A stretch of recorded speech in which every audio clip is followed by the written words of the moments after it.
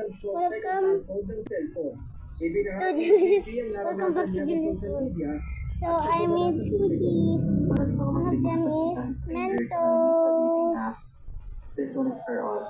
May ilang nagpaabot ng mensahe sa kanya na nabiktima ng paparehong modus at isang tao. Base sa mga biktimang nakausap ni TV Online, 2022 pa umano, ginagawa ng suspect ang There is a modus. hole in my shirt. Almost And then I made a labubu sushi.